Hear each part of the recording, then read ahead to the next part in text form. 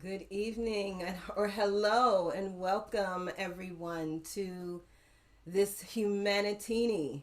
I'm so excited to be here. I'm going to turn it over to Tracy Mullery with Humanities DC, and we are going to get started with our program.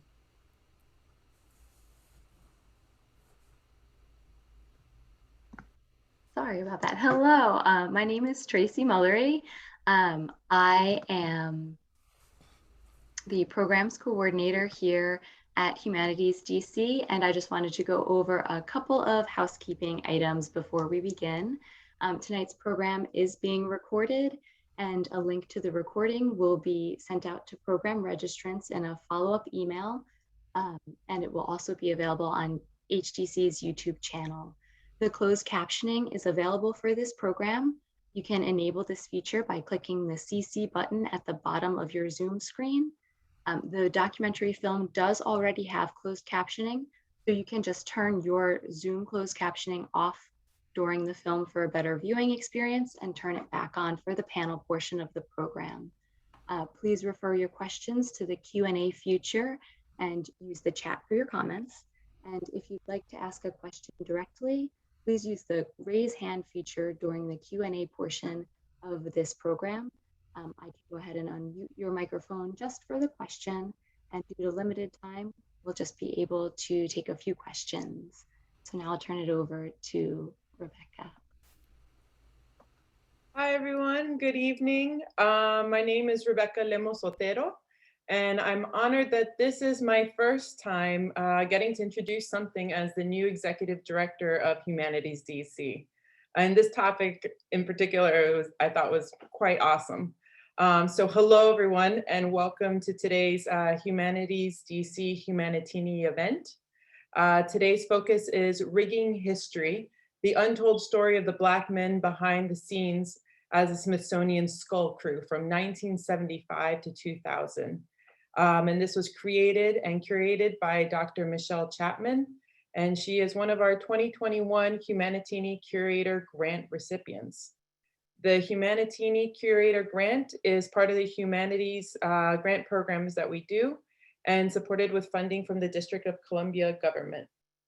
For those of you who are in the audience who are not familiar, for those 100 plus of you who are in the audience and who aren't familiar with the Humanities DC, we're the Humanities Council for the District of Columbia, and we aim to enrich the quality of life, foster intellectual stimulation, and promote cross-cultural understanding and appreciation of anything that is DC history and culture in all of our neighborhoods through our humanities programs and grants.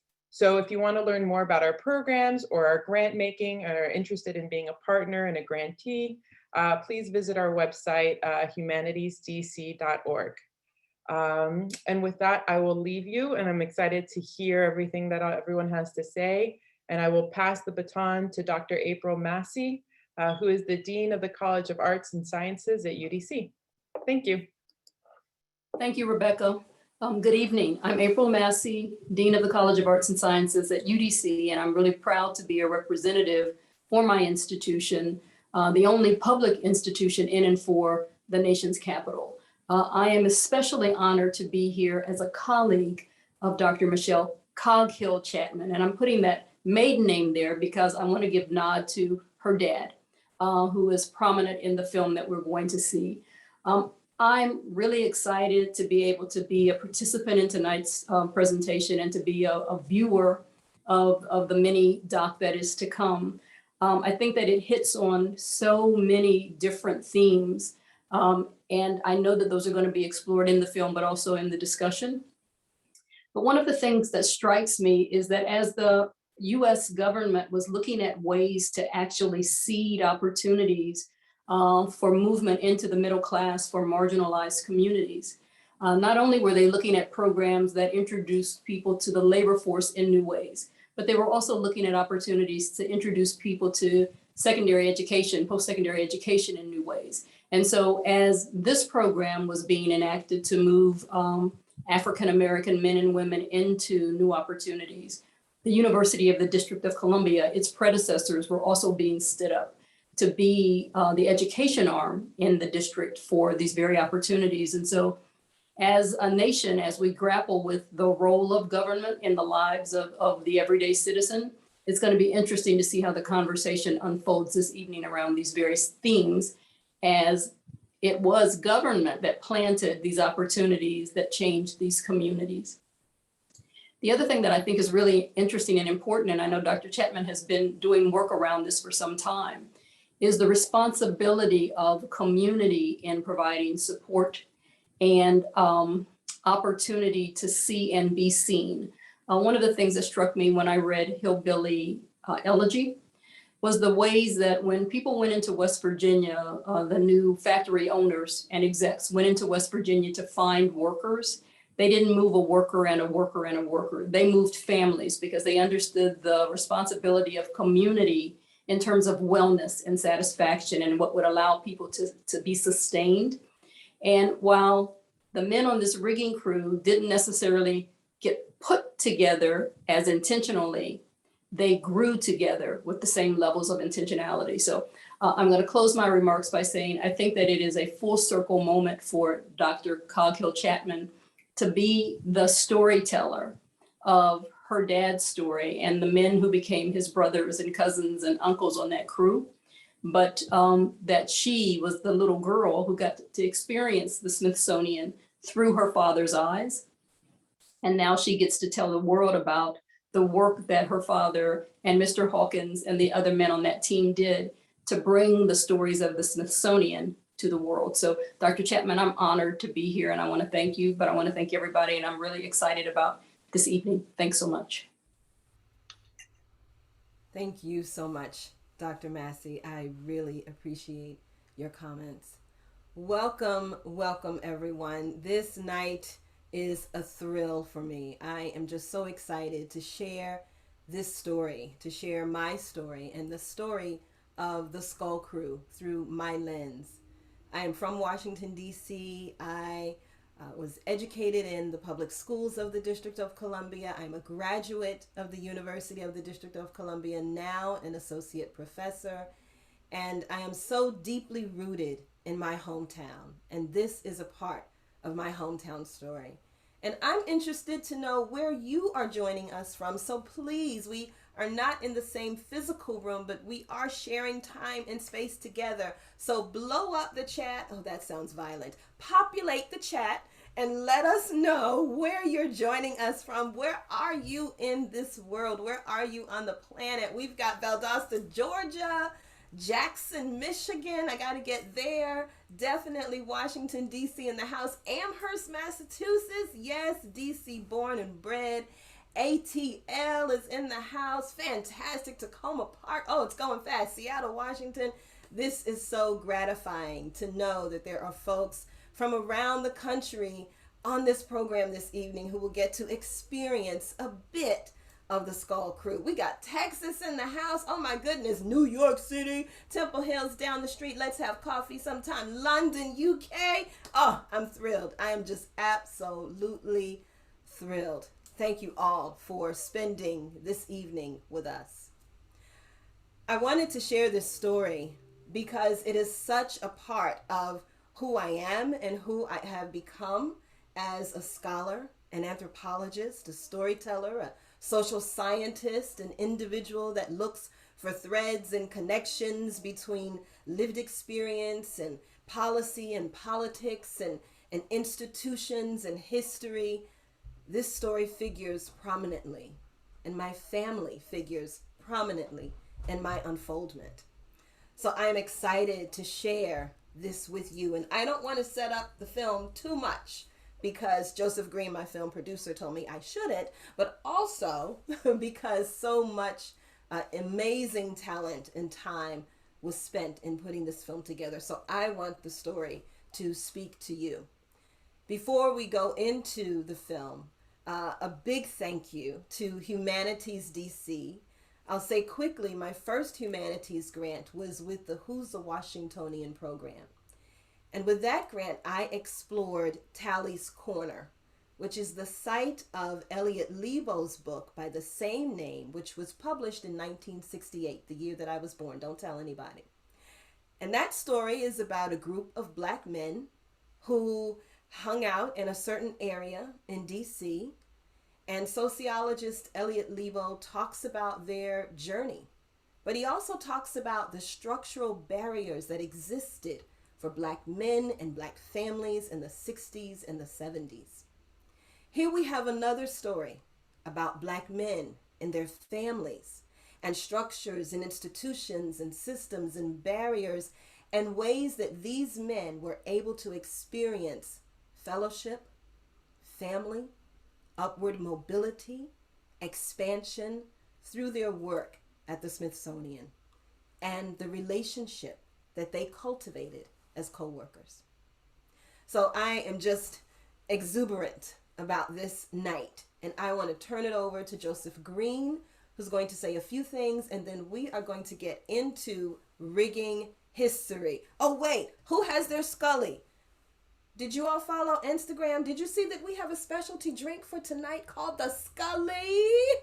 Yes, the Scully. It consists of ice, orange, or grapefruit juice. I don't know, one of those juices.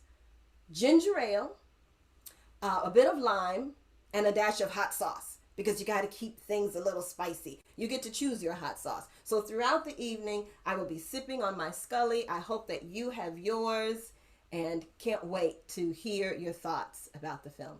Joseph, over to you. Hello, everybody. Can you hear me? Can you see me? Outstanding. Hi, my name is Joseph Green, and on behalf of LMS Voice, LMS Voice Studios, which is me, Conrado, and Elnatan, we have been working on this film for a little over a month and a half in this new world where COVID and transportation and trying to get people in the same place at the same time, and trying to do that, being mindful of folks' health and well-being. This film has come all the way down to the last moment, which is to say that we've been working on it even up until today. And I want to point that out for two reasons. One, this is a beginning for us. I'll share more about my personal connection to this piece when it is over, but this is the beginning of a project that we hope to continue going forward, telling the narrative stories of folks who have too long been pushed aside in the wings, but the same folks that put the food on the table, that open the doors, that keep the trains running. Each of these human beings have a story to tell, and it has been a particular honor having the opportunity to tell this story. I just wanted to shout out all of the members of the Skull Crew, and thank you so very much for giving us access, for telling your stories, and sharing your joy, sharing your pain. And if you give me 15 seconds, I will start to share my screen and we will watch this film. So this would be a good time to make sure your popcorn is good, your water is good, and we are going to get going here. Thank you for being here. Audition, let me mention though, we have closed captioning happening through the Zoom, so I'm not going to double up on the film. So please make sure that you have your closed captioning on, so that you, if you need to, so that you can experience the film with the closed captioning. Does that make sense, Dr. Chatman? Just so our audience is clear, because we made a different announcement. Oh, my apologies. No worries. They should keep their captioning on in Zoom during the film. Yes. Okay. I feel instead of, yes. Okay. Yes, I think they should do that instead. Yeah. Captioner Courtney, is that okay with you? If not, Courtney, I'm sorry, I missed that first few moments of the meeting. I can turn the captions on the film. Yes, if you could please turn the captions on during the film, I would sincerely appreciate that, because they might speak faster than I can, humanly write. No problem. Thank you for clarifying. I appreciate it.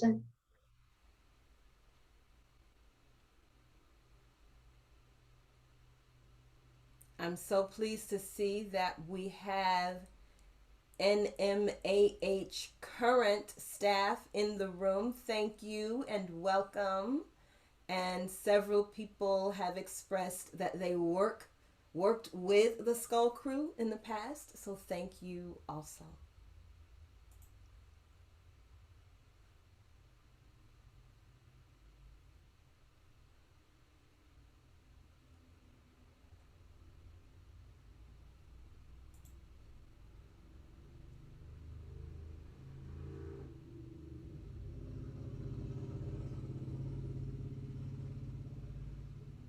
As a young kid, I went to school in DC like your father, and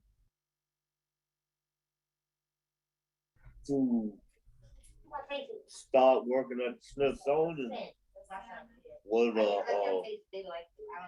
it's very, very, very easy. I never imagined me working at the Smithsonian because I mean, when you was a kid,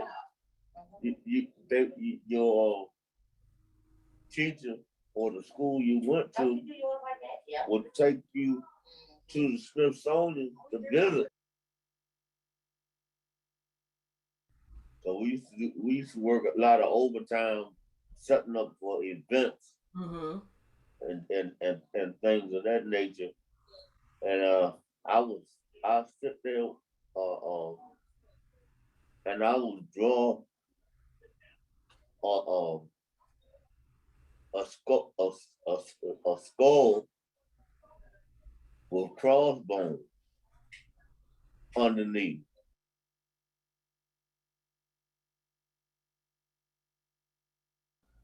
I started the Skull Crew when I got, yeah. I mean, I named it. Every time they want something done, our name caught on. We caught on so much. The first thing they say is go get the Skull Crew. Can't nobody do it? They can do it. I don't have no brothers or sisters. And I told them then, if I had some, it would be just like y'all. My brothers in real life.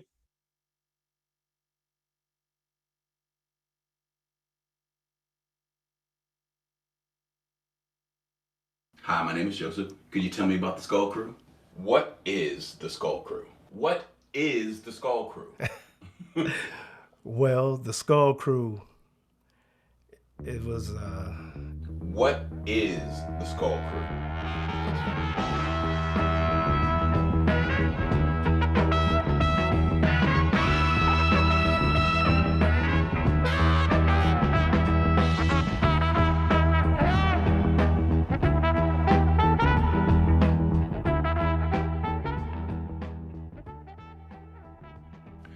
The Skull Crew, originally, from what I found out, it was originated by the guy named Andrew Goffney because of a drawing that he had did. The drawing that he had did was a drawing of a skull with a crossbone with a hard hat on it.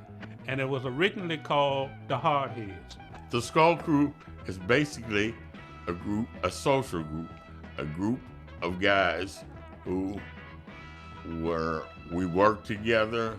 We associated outside of work socially. It was basically a social group. We were just hard-headed. We had a way of doing things. I mean, you could tell us what you wanted us to do. You couldn't tell us how to do it.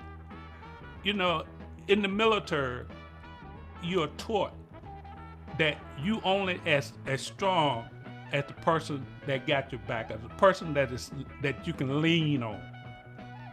And with the Skull Crew, that seemed like a bunch of guys that you can always depend on. I've been around for a long time, and you really don't get a group of people to work like that together.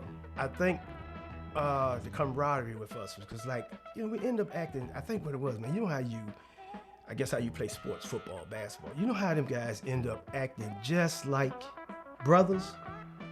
We did everything for each other, even off the job. The Skull Crew consists of a group of men from the DC area, former veterans, served our country, who are what I consider local labor, but who have their hands directly on items of history. They're touching history, they're rigging history. My father had a wonderful career at the Smithsonian for about 30 years, and I feel like I grew up in the museum. It was very much a part of my growing up and a part of my informal education in DC. And the Skull Crew, this group of Black men, became such good friends. They became like a second family. So they're like uncles to me. They've watched me and my siblings grow up. And I really got a sort of behind the scenes understanding of what it takes to run an institution like a museum.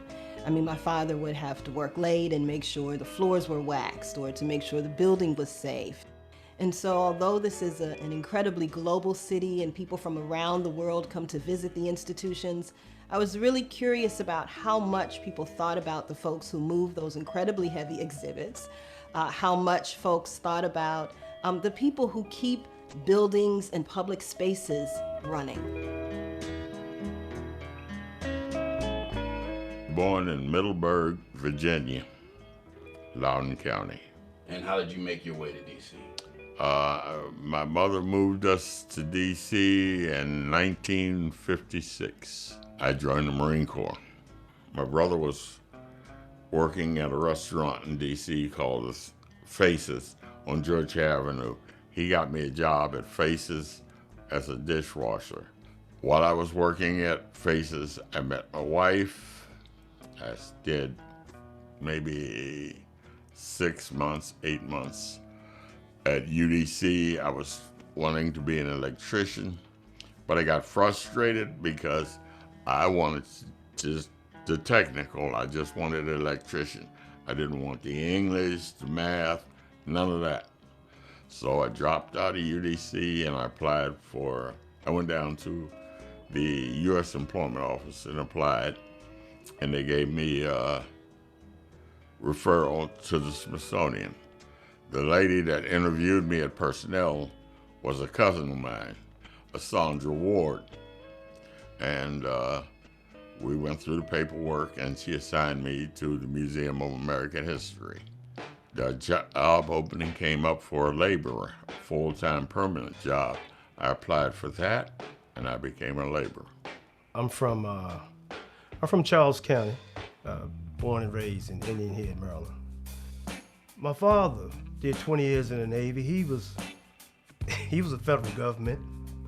My father-in-law, federal government. My mother-in-law, matter of fact, the whole family was federal government. So at that time, coming out the military, I was in the Marines, Vietnam vet. Coming out of there, I didn't have a job, but I was doing little odd jobs until my brother-in-law, George Bolden, was at Smithsonian, at American History, and he asked me. He said, "Do you wanna see if you can come on with us down there?" And I said, "Oh yeah." I said, "Yeah." He said, "I'll talk to the building manager and just see." And so he got me right in. I'm from Lewisburg, North Carolina. I was due to be drafted in 20 days. I had just had a daughter, and I was married. So I went to see a recruiter because in North Carolina, you had to go to the post office to talk to the recruiter. When we went down to the recruiting station, the next thing I know, I was standing in a room with my right hand up, being sworn in. And that evening, I was on a plane on my way to Beaufort, South Carolina, to Parris Island for a boot camp. When I came up, it was 1980. I was working at a liquor store, and I went to the unemployment office. And one day I was getting ready to leave the unemployment office, and the person asked me, said, "Hey, I got a job. Would you be interested in?" I said, "What is it?"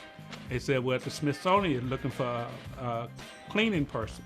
So I said, "Well, hey, I'd take anything right now." So that's what I did. I went there and I applied in 1980. And, well, it happened that in December of, I think it was December the 21st, 1980, that I started working at the Smithsonian. I started off as a janitor. I went from a janitor to a window washer And I went from a window washer to a laborer, and from a laborer to the rigging crew, which is better known as the skull crew. And my father is a person that I didn't know. All I knew was his name. I was raised by my grandparents. So my grandparents showed me the thing they call love. And you know, they used to say, by me growing up in the country, that it take a village to raise a child. Well, I don't know what happened to that village. I guess when I came along, the village had burned down or had been destroyed. When I came to DC, I guess was still looking for that village. And I guess that what I'm saying is that when I got connected to the skull crew, it seemed like in a way that I found that village that I was looking for. Love is something that sometimes they say a love will keep a group together. And I guess that's one of the reasons why we was able to stay together as long as we have, because we had love for each other.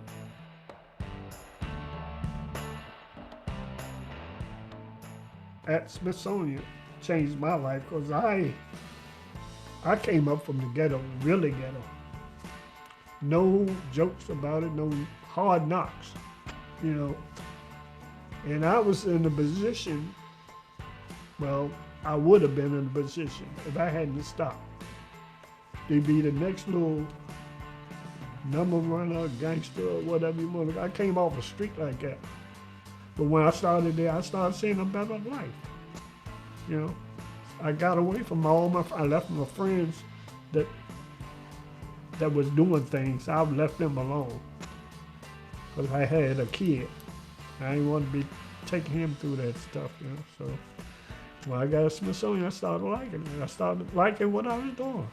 My favorite exhibit at the Smithsonian was the Field to Factory exhibit. And that, of course, chronicles the history of the great migration of African Americans from the South to the northern cities for jobs, for housing, and so forth, for better conditions. And I can't tell you how many times I visited that exhibit because of the content, of course, because it told the history of my people, and my father is from Virginia, and you know, other family members are from deeper South. But also because I knew my father had something to do with setting this up. It was also impactful because it represented, in some ways, the history of members of the Skull Crew, right? Many of them live in the DC area, but of course their ancestors and family members are from further south.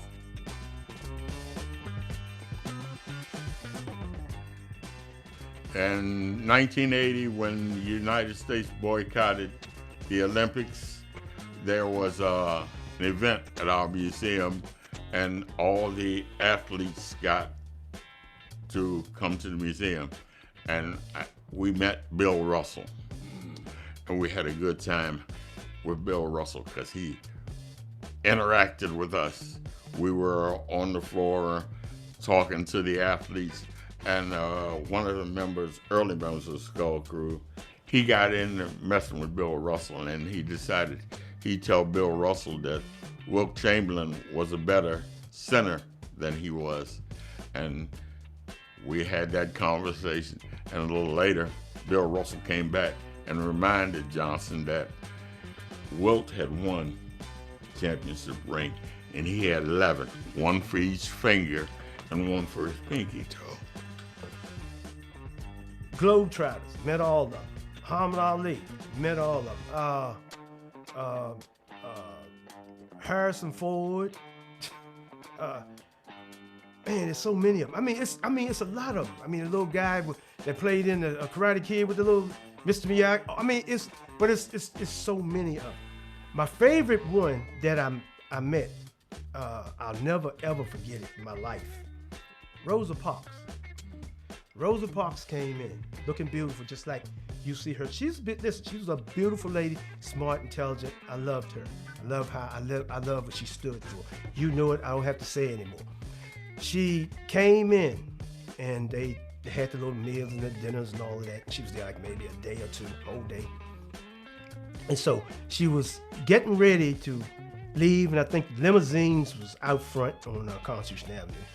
And then she came through the crowd, and the guards was making everybody, they told you to move back. And then some of the people was getting her autograph, they was talking to her.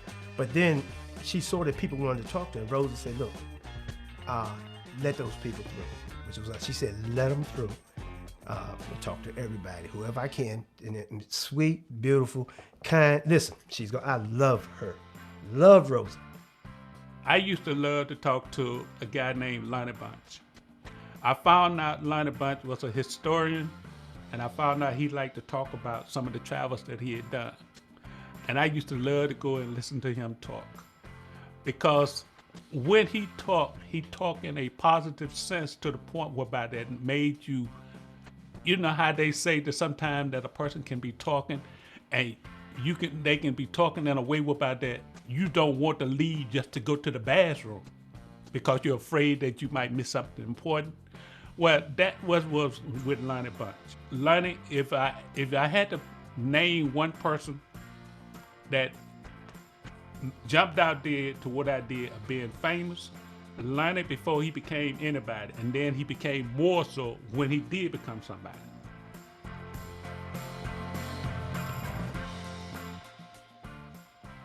I saw advantages as working in there, and every promotion or step I took forward was for the betterment of my family. The more I earned, the more I could give to my family, the better my family could live, the better living conditions we had, the more I had to offer my wife and children. So that was my motivation. As a teenager, growing up in the city, 14, 15, 16, when I was finally able to take the bus downtown by myself, I would often stop at the museum, and you stop at the security station, and after a couple of times, people knew that I was Kenneth Jordan's daughter, and they knew that I was there to see him. So they would call him from downstairs, and he'd come up, and here he is in his beautiful sky blue shirt and dark blue pants with NMAH label on the front, and I got to see my father in a position of power and influence. Everybody in that building knew him, and so many people in the building knew me. And we would often have lunch, or we would go check out an exhibit, or we would just talk. But somehow in my mind, I understood that my father has a little bit of pull here, right? And so this is my place. I'm welcome here at any time. I can browse and learn and feel comfortable and at home in this space. So although there are people here from around the world, and there are artifacts here from around the world, and from years ago, from different time periods, I am also here. So I am a part of this public history, and this is my space. I had a wife and 3 kids, so going to work in the federal government, it's like, that was one of the best jobs at the time. Start moving, you start thinking about your kids. You start thinking about my wife was always like, I'm gonna try to give my kids everything that I didn't have. And she wasn't joking. Everything I didn't have. And so, it played a big part. And then I really enjoyed it. I enjoyed working at American history. My sons would always enjoy coming to the job. They were younger, maybe getting out of school, but every time they would come down, it kind of inspired them. They wanted to work there. Is there, because I don't want to get into it if it's not connected, but is there any connection between the Skull Crew and the passing of your son? The crew was there. I didn't realize that they was there because I was in a different world. I couldn't see no farther than what I was looking at. So it's kind of hard. It's still hard. But everybody was there. Anything I wanted them to do, they did. So I didn't have too much to do with it, but they was there for me. The whole crew was there. Because that was hard. I was visiting with my father one evening, and somehow we started talking about his work. I just was curious about how long he had worked at the Smithsonian. And he brought up from the basement this incredible stack, this folder of commendation letters, his SF-171, which was the application that you had to complete for federal employment during that time, certificates. Just, it was an incredible archive of his labor history. And there were photos of some of the exhibits and photos of him and the guys moving things. And it was just fascinating to me. And I read some of the letters, people who were in positions of leadership, directors at the museum, who took the time to write a letter to say, this crew is amazing. They make my job so much easier. They are such an invaluable component of this institution.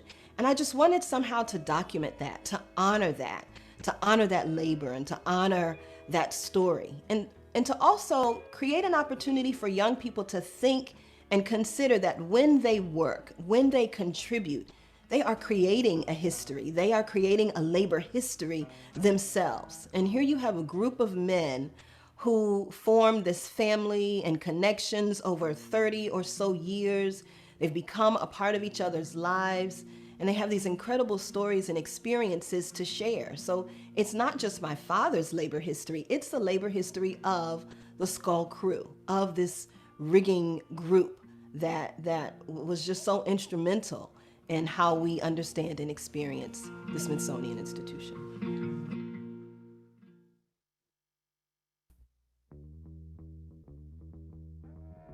I mean, no half-stepping. You go in, you do the job to the best of your ability, and show pride in whatever you're doing. It meant a lot to be a black man doing this job, because when we first started, it was like you couldn't touch that stuff. And then finally, they gained our trust. They knew we knew what we were doing, and we did it with respect for you, for ourselves, and the artifact that we was moving. Yeah, we changed American history. I mean, American history attitude. Because when the Skull Crew started, it was doing so good, everybody else wanted to be a part of a team. I enjoy working with those guys. Those guys taught me a lot. They taught me some of the things I didn't know. They taught me. They took their time and taught me. So therefore, the legacy is one that if you can get a bunch of people together and they can work together to what I did, getting something accomplished, to me, that's a legacy that you can always depend on. You can always look back on. I only hope that whoever come behind us will see what we have accomplished and try to follow what we have done.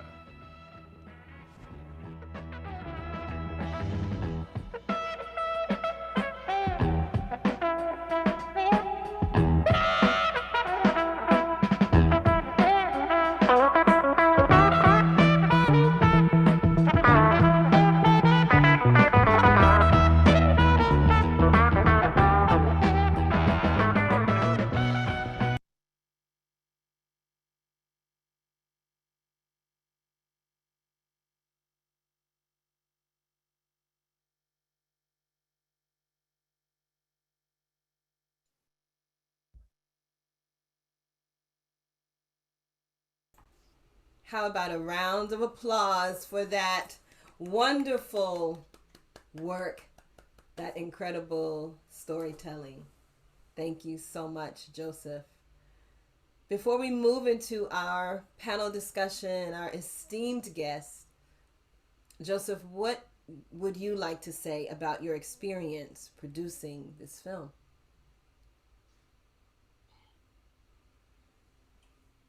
First, let me say, I appreciate you for entrusting this very important story. You know, you're not just coming at it as a historian, you're coming at it as a daughter, and that is such a huge thing. And it was a pleasure and an honor working with you. And I look forward to getting to the finish line. When I was doing this entire process, I couldn't help but think about my own father and how I wish I could have been able to do something like this for him and the people that he worked with. There was so much distance between his work life and his home life that we really didn't get to see behind the curtain. We knew he worked hard, but we're not taught to look for those types of stories. We're not taught to, come home and express what it is that we've been going through at work. And to know how many people work with such dignity and pride for their job. It was an honor to be able to kind of pull that veil back and hopefully start the conversation with folks about, why aren't the people who put the history in place also a part of our history?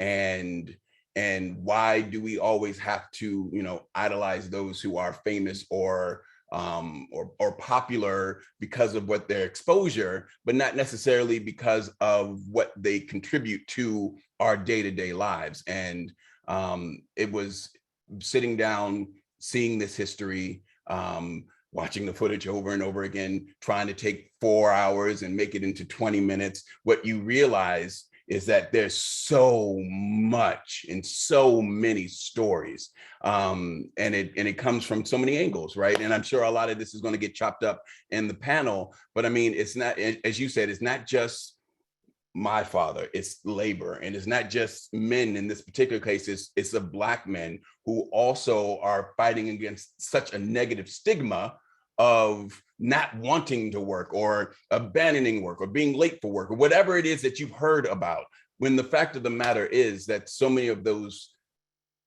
stigmas come from systemic issues, and that 99.9% of people want to earn and provide for their families and make a better way for themselves. And when we can come together as a society and help that and tell these stories, so that when people are like, should we put more funding here or funding there, we can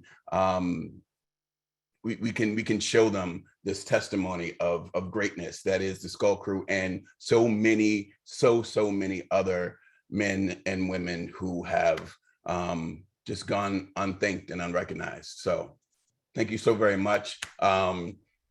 Sorry about the captions, folks. We'll check those next time. But know that this is just the beginning. This film is going to live and be out in the world to be shared and discussed and talked about. So thank you for being here for our first, debut on the internet, dealing with all of the issues that happen with the internet. But yeah, thank you for the support, and I hope you enjoyed it. Thank you. We did enjoy it. I'm going to speak for everybody because I am the 2021 Humanitini Curator. So I believe we did enjoy it. Thank you. Everybody, let's take a breath together.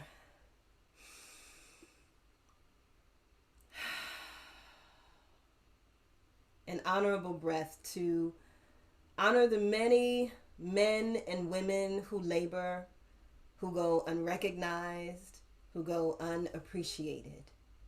This breath, this moment, this film celebrates the Skull Crew and all who labor.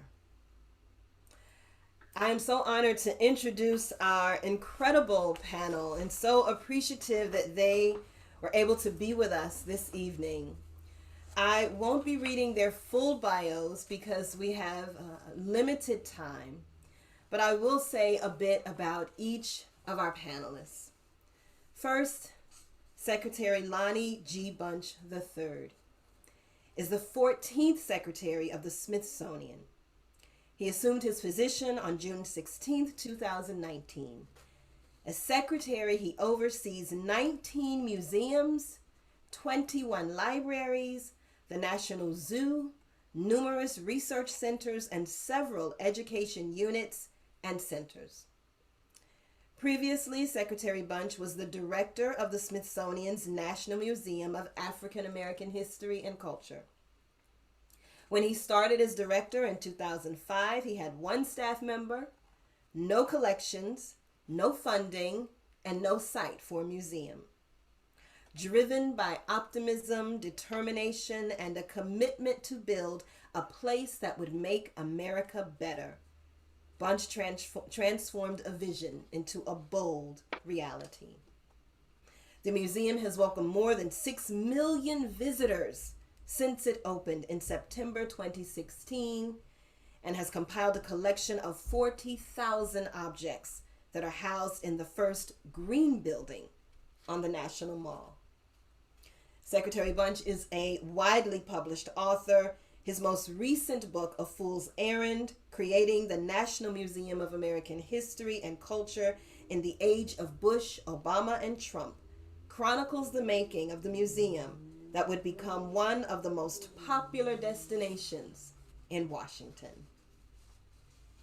Secretary Bunch was born in Belleville, New Jersey. He has held numerous teaching positions. He earned his undergraduate and graduate degrees from American University, go Eagles, in Washington, D.C. Thank you so very much. I could go on and on, of course. Thank you, Secretary Bunch, for being here. Dominic T. Moulden is the initiator of the Elephant Free School, a laboratory of Black imagination and freedom, as well as a floating academy offering political education, coaching, and training.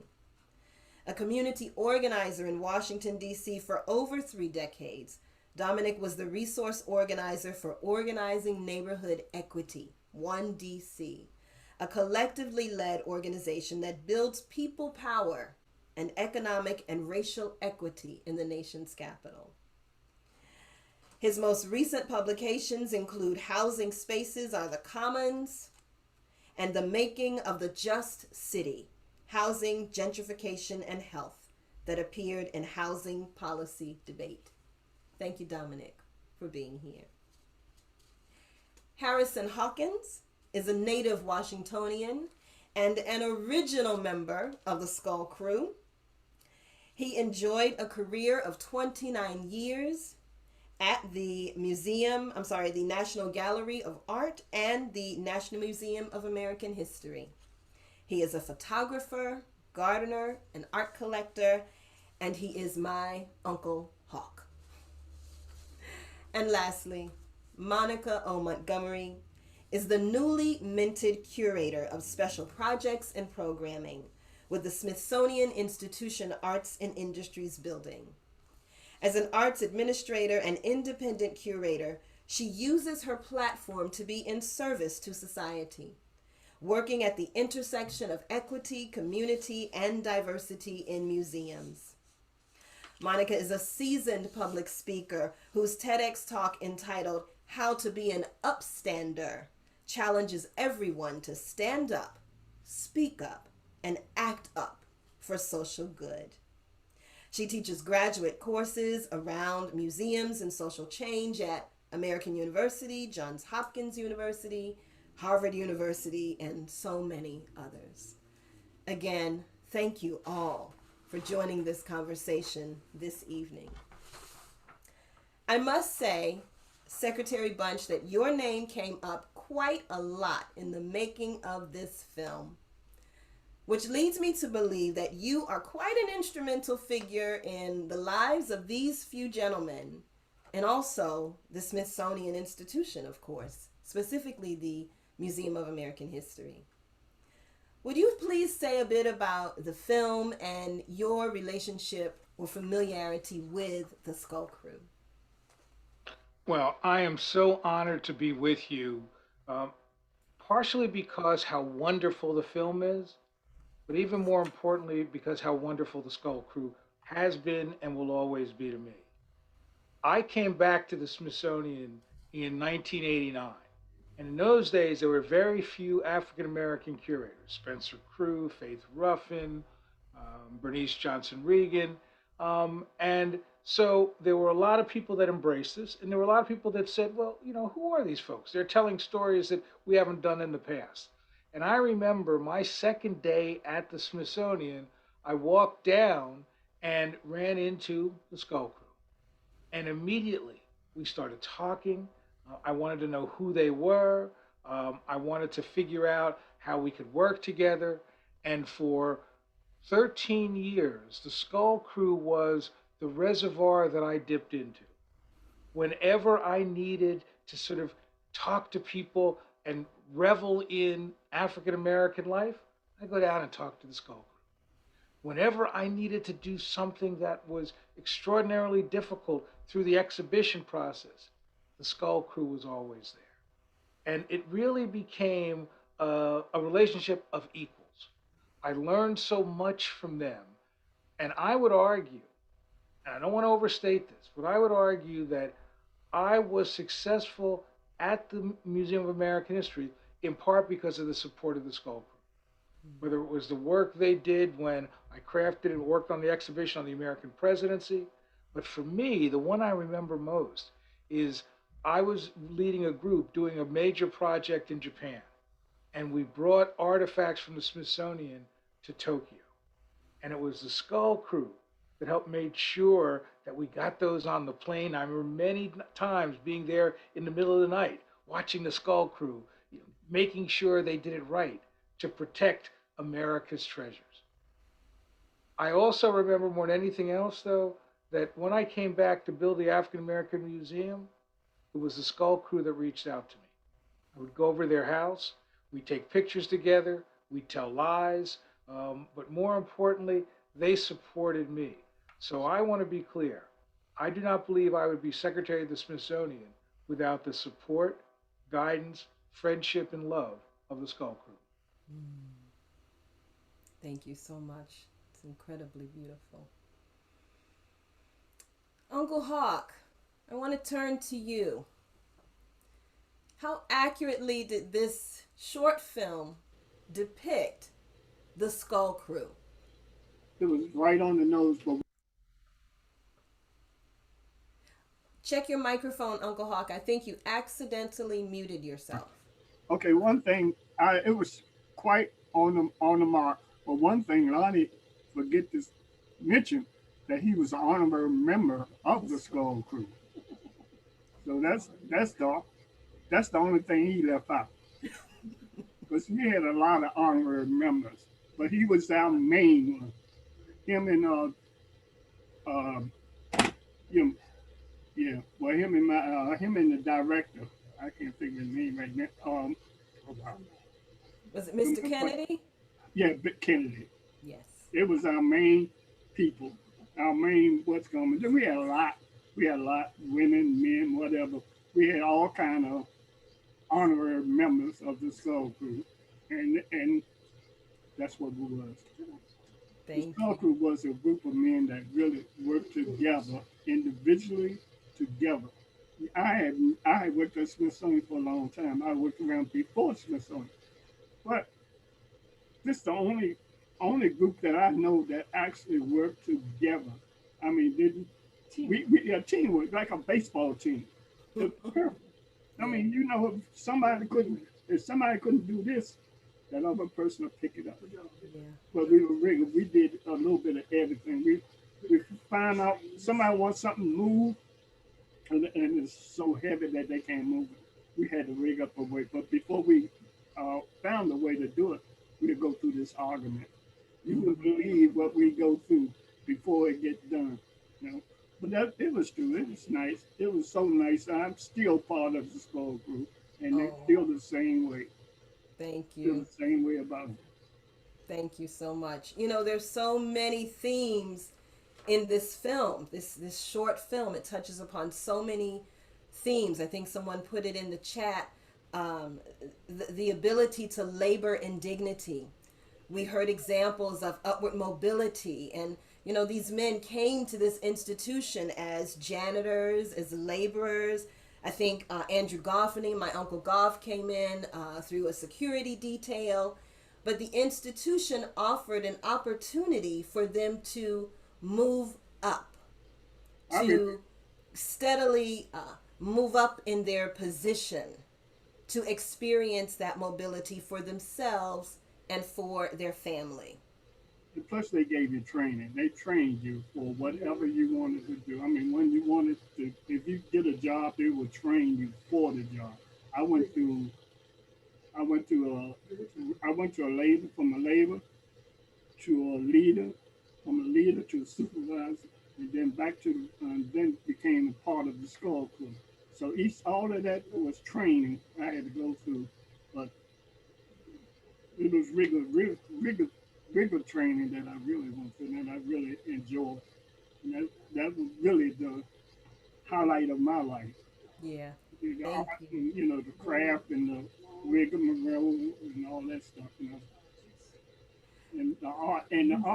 Like when I worked up at the Brimley Gallery, that's where I started with my art. That's why, and then to take care of it. You see, it's a lot. When I first started, it was one guy named Mr. Lyons. He pulled me aside and told me what to do, how to do it, how to approach people. Don't look these people in the eye and tell them, just what's coming up. So, but that's how I came in. Okay. Thank you. Thank you so much, Uncle Hawk. I'm sorry to cut you off. I have several more questions and we only have a short time for the panel. But I want to move a bit to Dominic, because what we heard in this film was that this crew and this job was a site for love, connection, well-being, camaraderie. Secretary Bunch spoke about this. Even in his capacity, he resourced himself with the Skull Crew, and I'm sure it was a reciprocal kind of relationship. Dominic, can you say a bit more about the Black Workers and Wellness Center and how we can think about work as a site for well-being? Yes, so first of all, I want to thank you, Dr. Chatman, for inviting me to this panel. And I want to say congratulations to Joseph Green on a great film. And there are some connections to the film and the work of One DC. One DC has developed the Black Worker and Wellness Center in Anacostia. And one of the things that's so powerful about the film is hearing a Black man say that we do this work because we love each other. So the members of One DC created the Black Worker and Wellness Center because we love Black people and we realize we need dignified work. And as we do that dignified work, the wellness and health that we saw in this film displayed by the Skull Crew is what we're trying to nurture, right? We're trying to nurture the mindfulness of dignified Black work. We're trying to promote the healing arts. And also we're trying to value the social history. So one of the theories that One DC teaches about is that everybody has a social history. And in the Black community, in Western culture, we undersell our social history. So this film shows the magnificent social history of the Skull Crew, right? And let me give you some examples. One example is the stories about the respect and power that they celebrated among each other in the work that they did.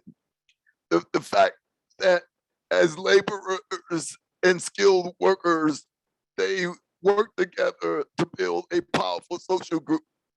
So in the Black Worker and Wellness Center, that's what we're building, right?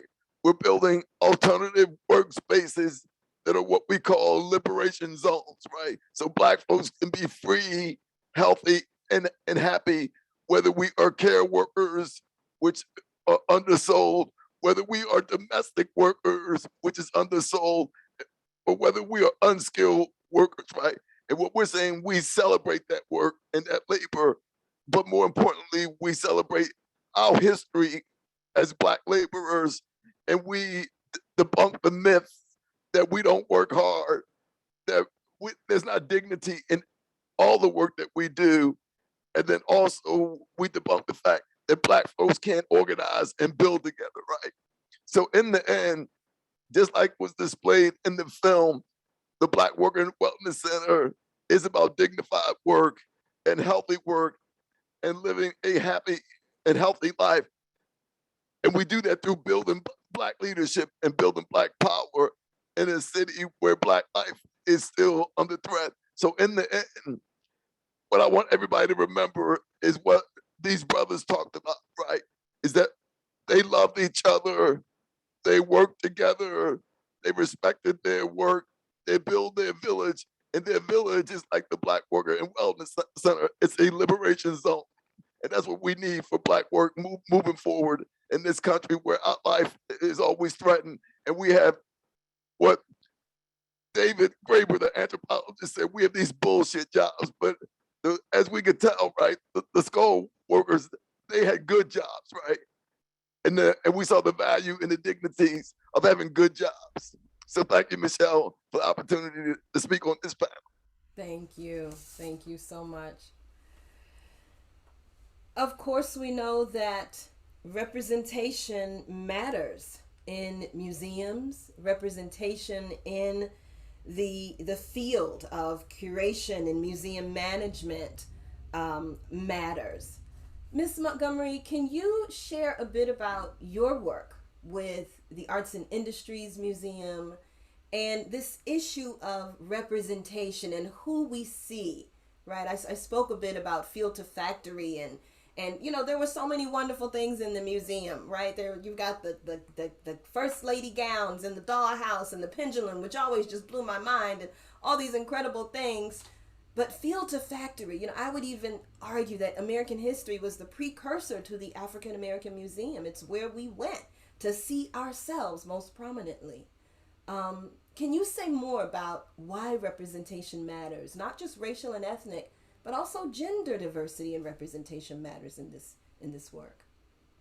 Certainly. Thank you so much, Dr. Chatman, for the opportunity to soak up this history and watch this film and honor all that the Skull Crew did and the ripple effects that they have. So I will say I'm very new to the Smithsonian, happy to have just made a year. Working with the Arts and Industries Building on the Futures exhibition, which is celebrating the 175th anniversary of the Smithsonian, which we are in. And there's so many exciting things coming when we open on November 20th. But I will say, as someone who's an African-American curator, someone who looks up to many of the curators you mentioned, Secretary Bunch, and that you mentioned, Dr. Chatman, it is a joy to see this legacy of stability and joy in the labor, and having just celebrated Labor Day, where many people just, you know, take the day off and relax, which is fine. It's really amazing to see people who were purpose-driven in their jobs and in their roles and who enjoyed their work. It looks like this group of gentlemen did life together, whether that's work, whether that's supporting one another during tough times and joyful times, and definitely feeling good about the skill, the technical ability, and the vibrancy that they brought to the American History Museum. And I think that's so important. I also am really proud that I represent a newer generation of museum professionals that are looking to get a toehold in the museum field and to get stable work that they could feed their families with, that they can live off of thriving wage jobs and benefits and all of the things that the Skull Crew enjoyed. And so representing that demographic and the organization I co-founded, Museum Hue, it's really exciting to see that this existed. And I think this is a paradigm for what can continue to exist. So there are a lot of people that are part of that gig economy that are working many jobs and cobbling opportunities together. And that is a necessary part of the journey, but this looks like the promised land for us. And we look forward to opportunities where we can build teams and work over decades together and be memorialized in films like these. So I feel like representation, me seeing the Skull Crew gives me hope. And then the Skull Crew and the movie and all that they represent is going to give other folks hope who may not aspire for the high level jobs, but may want to also be laborers and fabricators and exhibit designers and, you know, facility staff. All of that is valid and good. And it's good to see these different facets and points of intersection that we could come in. So I think that the representation is the key to building that pipeline of a diverse workforce, like the Skull Crew, like some of the colleagues that are joining us today throughout the Smithsonian from museums around the world. And I'm excited to see that trajectory continue. Thank you. Michelle, if I may. Absolutely. I think it's also important to recognize what the Skull Crew had to go through, the power they had to seize. I mean, let's be honest. There were notions that if you were African American, you were a laborer. For many people, that was as if it was you were invisible. But the Skull Crew were so good at what they did, they shattered that invisibility. What they became, in a way, was part of a glue that held a museum together. While we don't talk about it, the Skull Crew also threw the best parties I've ever been to. And what was so wonderful was watching all parts of the Smithsonian, curators who used to only talk to curators, educators, guards, all coming down because the Skull Crew was there and they embraced us all. But I think it's important never to forget that they carried that dual burden.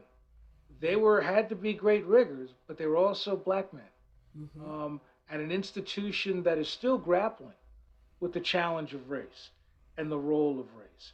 And in many ways, the Skull Crew, in some ways, opened more eyes, opened more doors than most of the exhibitions we ever put on the floor.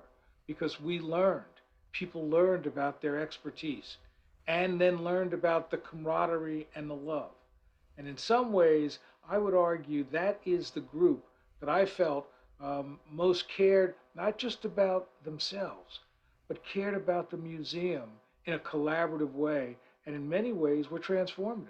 I'll tell you, key to life was hanging out with the Skull Crew.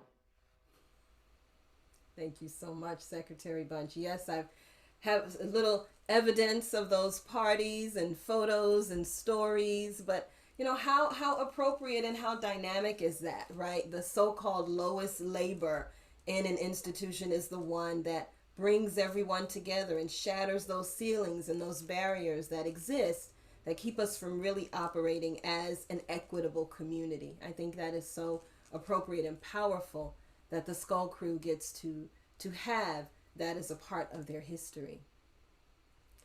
We're at 7:10 and we've got just about 20 minutes remaining. I want to ask our panelists, are there any other thoughts you wanted to make or things you want to point out from this film? You know, I do a lot of work with young people. I work in our youth studies program at the University of the District of Columbia Crime, Justice, and Security Studies program. And I know, Secretary Bunch, you did some powerful work in Chicago, I believe it is, with the youth exhibit.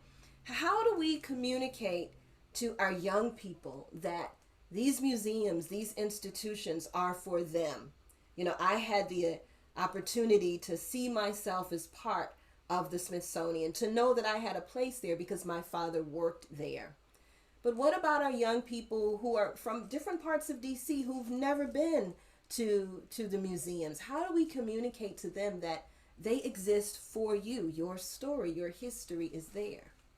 In many ways, it's about how do you make sure they see themselves in the museums? How do you use the variety of ways they communicate, whether it's social media and others?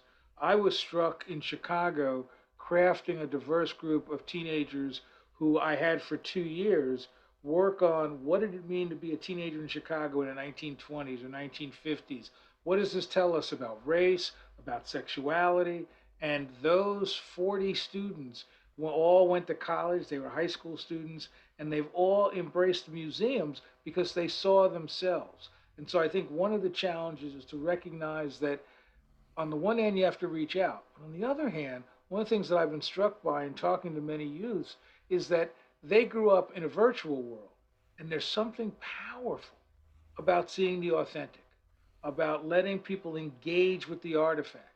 So really thinking about how do you bring people in? How do you push those stories out? How do you make sure that they are not just recipients of the scholarship of the Smithsonian, but rather the Smithsonian is made better by listening to them and being shaped by their ideas. I think the great joy of museums is there's great possibilities.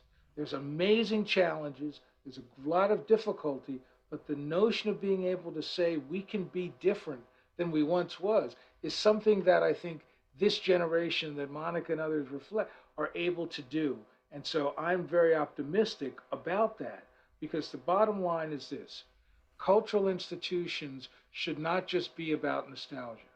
They can't be community centers, but they ought to be at the center of their community.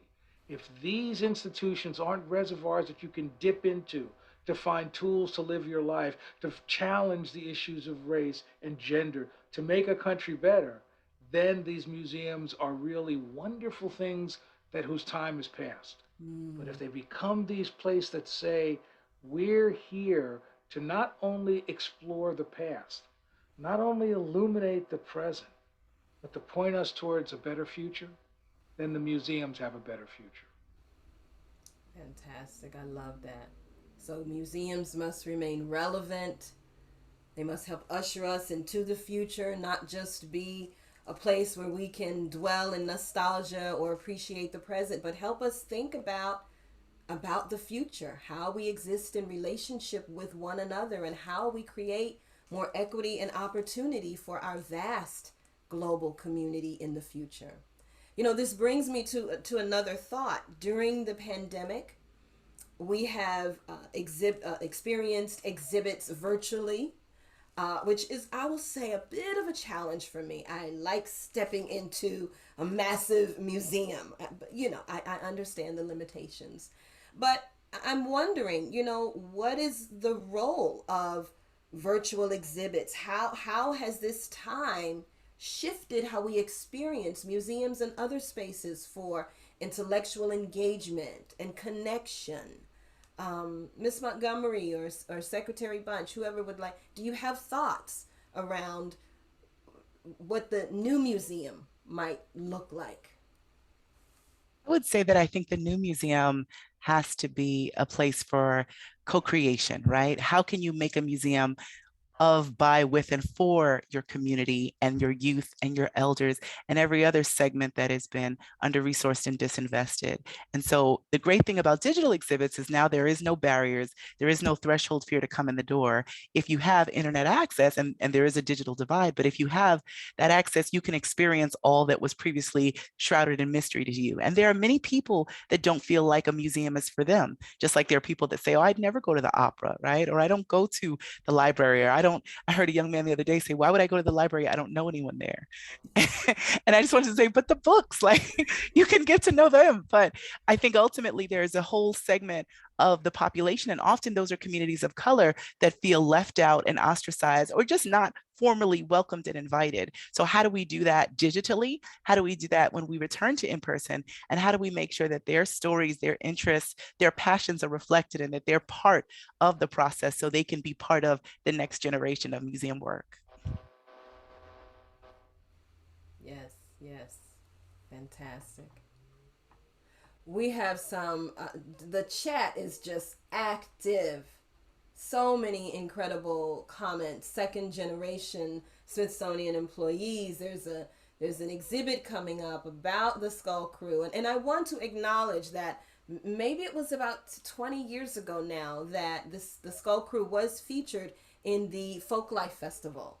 And so these gentlemen and their work, their contributions have been celebrated, but we can continue to celebrate them, right? We can continue to celebrate their amazing contributions to the Smithsonian and to our lives and to how we think about dignified labor. Are there any questions from our audience? Does anyone have a question they'd like to pose to the panel in our remaining minutes? Dr. Chatman, can I ask a question actually? And maybe you can answer this or others. I really love the narrative of the film where the children of the Skull Crew would come see their parents at work and feel good about the pull and the influence and the respect that they had.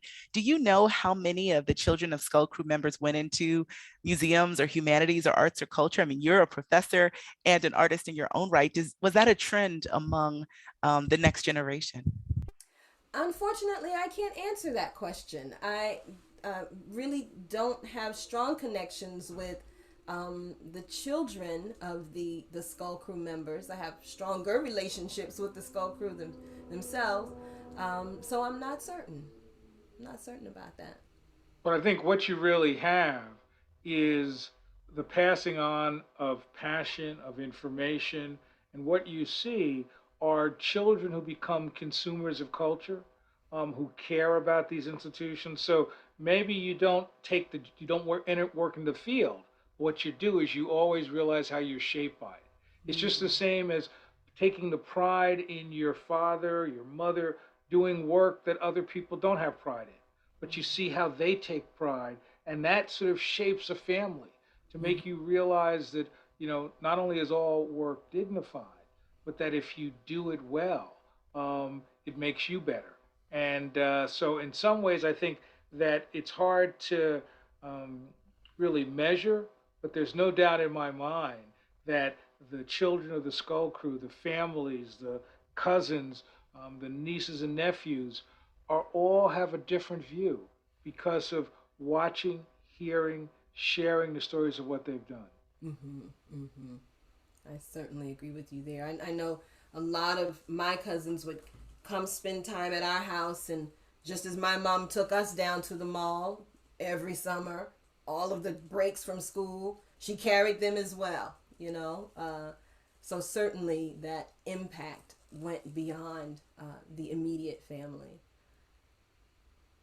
Uncle Hawk, any final thoughts? And then I want to turn it back to you, Dominic, because we have to talk about this issue of wealth inequality in the district, as was communicated in the film, and as some people have shared. Washington, D.C. was the place where the black middle class could thrive, where you could enter the black middle class, and federal labor, federal employment played a huge role in that. So I want to hear if Uncle Hawk has any final thoughts, and then I want to talk a little bit about how we endeavor to bring about a just economy in the city. I know one of the things was the upward mobility.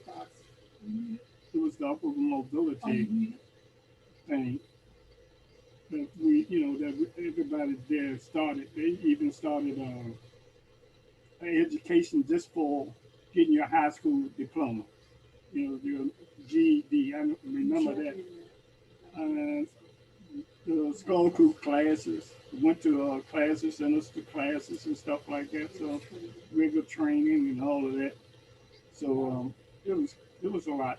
It was a lot that they did that we started. I mean, we didn't start it, but they started on our behalf. And one thing I remember right now, I came back to the back to Smithsonian, and I used to say, why the custodians hadn't moved up?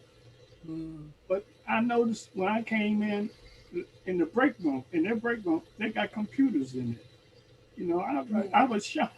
I said, I mean, we'd have had them like we on here now. We'd have had this here when we was coming up. I mean, doing this.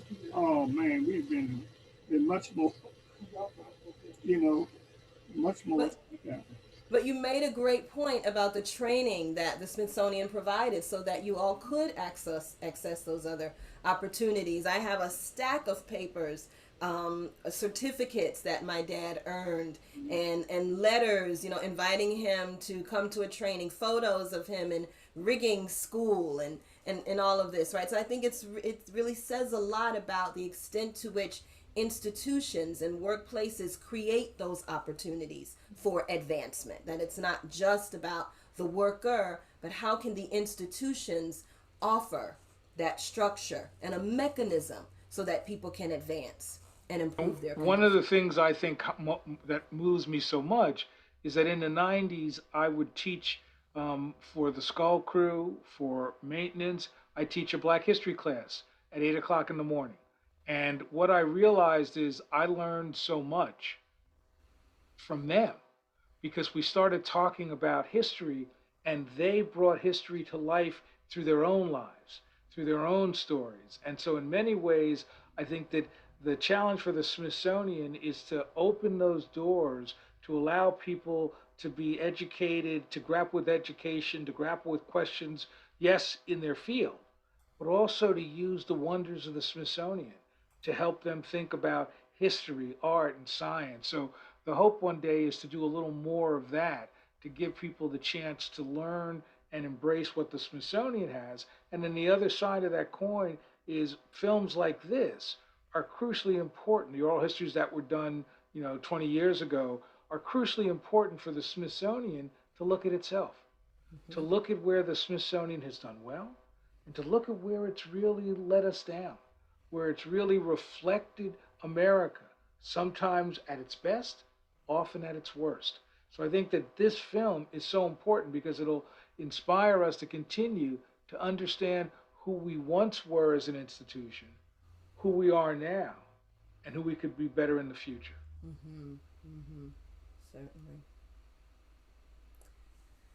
Dominic, as you begin to make your comments about creating a just economy in a city where we know that even before the pandemic, the average household income for a black family was less than $50,000. The average household income for a white non-Hispanic family in Washington, D.C. was about $155,000. I want to note that there are comments and questions in the Q&A about the wages of the Skull Crew and if they were paid equitably and fairly, and that goes beyond the scope of tonight's conversation, but it is connected, right, to these ideas or to the real issue of wages and what people are paid and do they have benefits and how can people really provide for their families and provide this better life that my dad spoke about when we have this significant disparity in earnings and wealth. So Dominic. Yeah, so let me set the stage real quickly so people have some economic and historical facts. So the first comment I want to make is that it is true that DC has one of the highest percentages of economic inequality in the United States of America. And in fact, at one point, DC's income inequality was even larger than the state of Mississippi between what certain racial and ethnic groups made, number one. Number two, with the dominant industry being bad jobs or low wage jobs or the gig economy tied to wage theft and stolen wages, right, which is part of the history of being Black in the United States. So those things still go on because they're part of the economic structure of this country. So given this situation and given the long-term generational history of precarious work in the Black community, One DC has challenged itself to do two things. The first is that we're part of a national movement that's called the National Black Workers Center Project. And their theme is working while Black, right? Dealing with all the challenges and teaching people how to deal with the structural inequalities that are built into the labor force. Along with that political education, our hands-on work is around another idea that gets to the root of changing labor and challenging labor, and that is we're part of the worker cooperative movement where workers control their labors and workers develop community control enterprises. So for example, we're in conversations with people in Southeast DC that are trying to develop a worker-owned grocery store. Over the last several years, we've supported a worker-owned childcare co-op and a worker-owned cleaning co-op. And when the Black Worker Center is fully operational this coming October, not only are we going to be doing the political education around working while Black, but also we're building an infrastructure to raise money to support these community enterprises. And we even have a study group now where people are studying on a regular basis to figure out what other community control enterprises that we can create. So just like the Skull Crew, we're doing dignified work where we're working together, where it's local labor, but we control the wages and the labor, and we're doing work that we respect. We're building power and dignified work. And so one of the exciting things is in a short period of time, possibly by the end of the year, from the Black Worker Center, we will have like a a worker ownership loan fund. So something really concrete where these people can get resources to create their own community control enterprises. So that's an example where we're building from the social history that we learned from the Skull Crew, where they're working at the Smithsonian, to fully independent and community control resources where we don't have to fight the structure of racial capitalism because we're creating new democratically controlled and community controlled structures. But we do all that in a political education fashion so that we understand the system that we're up against, so we create alternatives. And we do that in the context not just of economics, but like what you said, Dr. Chatman, we're doing that in the context that these workers, like for example, we have a Black Workers Center, our choral group, right? So that's fun for people. They sing in the choir, but at the same time, we will be doing mindfulness training and practice, meditation, and the healing arts to deal with the whole balance of work and life, so we can be healthy workers at the same time we develop these economic alternatives. Absolutely. Thank you so much for that. And it's not either or, it's both and, right? We mobilize within structures and systems for equity and justice, and we create alternative systems, worker-owned, worker-led enterprises. Fantastic. Wow, folks, the time has gone by so quickly. I want to thank the panelists again. Thank you, Dominic, for putting the website in the chat. Thank you, everyone, for being here. I do hope that we will be able to do more with this film. Reach out to us if you have ideas about how we can expand upon our efforts. Thank you again to Joseph. Thank you, Secretary Bunch. Thank you, Ms. Montgomery. Thank you, Uncle Hawk, and everyone for being here this evening. I'm going to invite Rebecca Lemos Sotero, the Executive Director of Humanities DC, to give us closing remarks, and I wish you all a wonderful evening.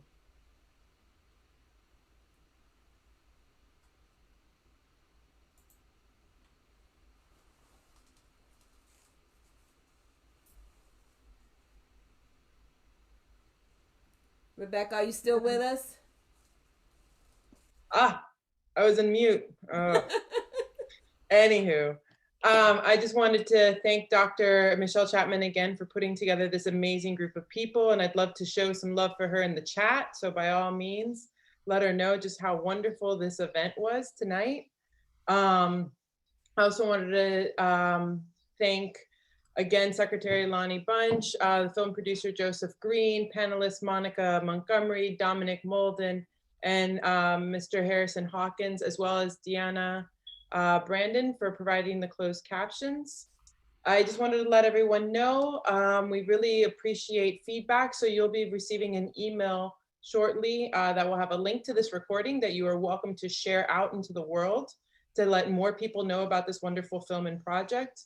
We'll also be including a survey, and we really appreciate if you would take a moment to fill that survey and let us know what you think. Your voices are what help us design our programming and our grant making. So please fill out the survey and the evaluation, and come visit us on our website as well if you have feedback later on.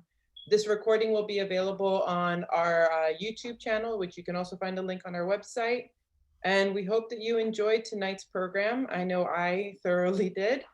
If you're interested in joining more programs, our next one coming up is Making a Way Forward Through Our Past, Restorative Community Projects. And that's on Tuesday, September 14th at 6 p.m. Registration is also available on our website. So thank you all once again. Thank you for your time, for your thoughts and your stories. We greatly appreciate it at Humanities DC. And I, as a native Washingtonian, just appreciate hearing these over and over again and knowing that they're out there and that we're collecting them. So thank you and have a lovely evening, everyone. Thank you. Thank you so very much. Secretary Bunch, I saw your lips moving. Was there one other thing you wanted to say before you signed off? No. Thank you so much for being here. Thank you, everyone.